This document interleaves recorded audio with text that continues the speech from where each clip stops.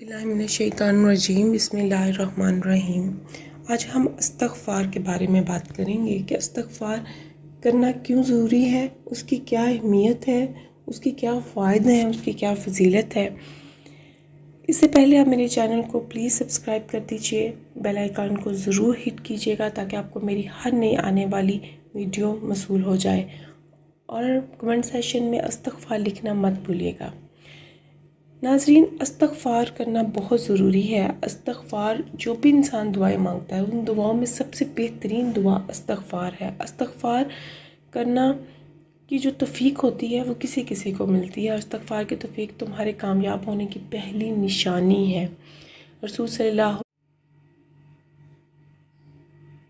کو لازم کر لیا تو اللہ تعالیٰ اسے ہر غم اور تکلیف سے نجات دے گا، اور ہر تنگی سے نکلنے کا راستہ پیدا فرما دے گا۔ اسے ایسی جگہ سے رزق عطا فرمائے گا جہاں سے اسے وہم و گمان بھی نہیں ہوگا۔ تو ایک حدیث ہے، جو استغفار بہت کرتا ہے اللہ اس کے لیے ایسے ایسے راستے بناتے ہیں کہ وہ بندہ سوچ بھی نہیں سکتا۔ تو اللہ کی فوج کو انڈر اسٹیمیٹ نہیں کرتے۔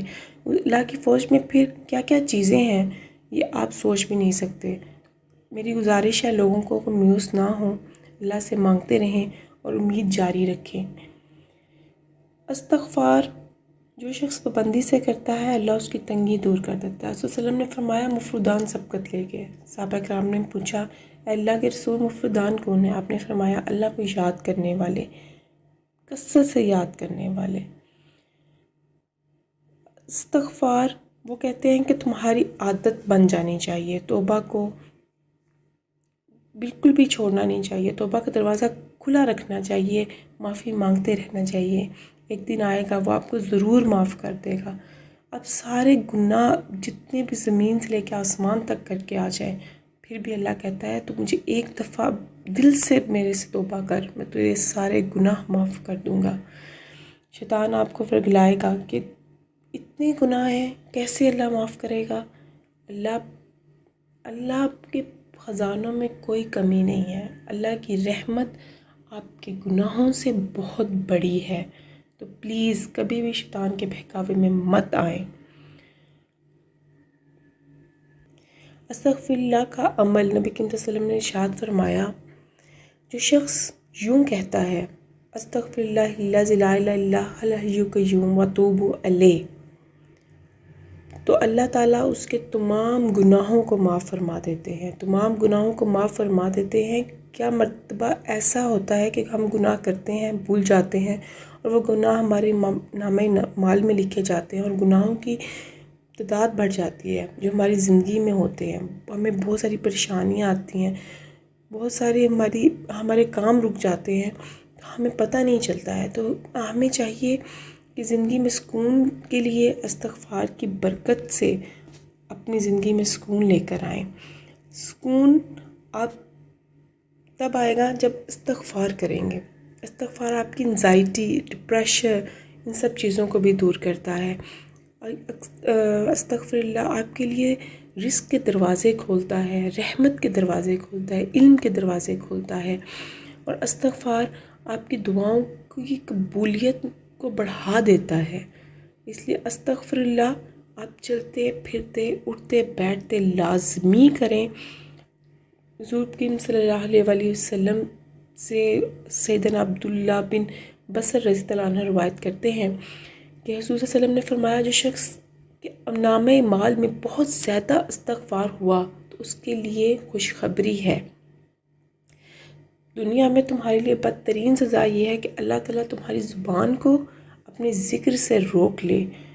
استغفر اللہ الذی لا الہ الا هو الحی القیوم واتوب الیہ، میں بخشش مانگتا ہوں یا مانگتی ہوں اللہ سے جس کے سوا کوئی معبود نہیں، زندہ قائم رہنے والا، اور میں اس کی طرف توبہ کرتی ہوں۔ ایک بار امام احمد بن حنبل رحمۃ اللہ علیہ سفر پر تھے۔ ایک قصبے میں رات ہو گئی تو نماز کے بعد مسجد میں ٹھہر کے کا ارادہ کر لیا۔ یہ گوارا نہ کیا کہ لوگوں کو اپنا تعارف کروا کے خوب آؤ بھگت کروائی جائے۔ مسجد کے خادم نے امام کو نہ پہچانا اور ان کو مسجد سے باہر نکلنے کا کہا۔ ان کی عاجزی انکساری نے امام نے سوچا کہ مسجد کے دروازے پر سو جاتا ہوں، لیکن خادم نے وہاں سے بھی کھینچ کے نکالنا چاہا۔ یہ تمام منظر ایک آدمی دیکھ رہا تھا جو کہ نان بانائی تھا، جو مسجد کے قریب ہی تھا۔ اس نے امام کو اپنے گھر رات گزارنے کی پیشکش کر دی، جبکہ وہ امام کو جانتا بھی نہیں تھا۔ امام جب اس کے گھر تشریف لے گئے تو دیکھا کہ وہ نان بنائی کام کے دوران بھی کثرت سے استغفر اللہ کر رہا ہے۔ امام نے استغفار کیا کہ تمہیں اس قدر استغفار کرنے کا پھل ملا ہے؟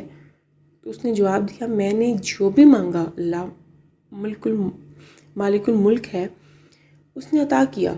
ہاں ایک دعا ہے جو ابھی تک قبول نہیں ہوئی۔ امام نے پوچھا وہ کون سی دعا ہے؟ تو وہ بولا، میرے دل میں کچھ دنوں سے یہ خواہش مچل رہی ہے کہ امام احمد بن حنبل رحمۃ اللہ علیہ سے ملنے کا شرف حاصل کروں۔ امام فرمانے لگے، میں ہی احمد بن حنبل ہوں۔ اللہ نے نہ صرف تمہاری دعا سنی بلکہ مجھے تمہارے دروازے تک کھینچ لایا۔ اللہ تعالیٰ سورۃ ہود میں 11 نمبر آیت ہے، اس میں فرماتے ہیں، اپنے رب سے استغفار کرو، اس کی طرف رجوع کرو۔ حضور صلی اللہ علیہ وسلم نے فرمایا، اللہ تعالیٰ اپنے بندے کی توبہ سے اس شخص سے زیادہ خوش ہوتا ہے جس نے کسی جنگل بیابان میں اپنا اونٹ گم کر کے پھر پا لیا ہو۔ تو استغفار کرتے رہنا چاہیے۔ استغفار کی بہت زیادہ فضیلت ہے، بہت زیادہ اہمیت ہے۔ استغفار کرنے سے آپ کو بہت کچھ ملے گا۔ استغفار آپ کی دین اور دنیا دونوں بدل کے رکھ دے گا۔ اپنی دعاؤں میں مجھے ضرور یاد رکھیے گا، کمنٹ سیشن میں استغفار لکھنا مت بھولیے گا، اور میرے اس چینل کو سبسکرائب کرنا بھی مت بھولیے گا۔ بہت شکریہ، جزاک اللہ خیر۔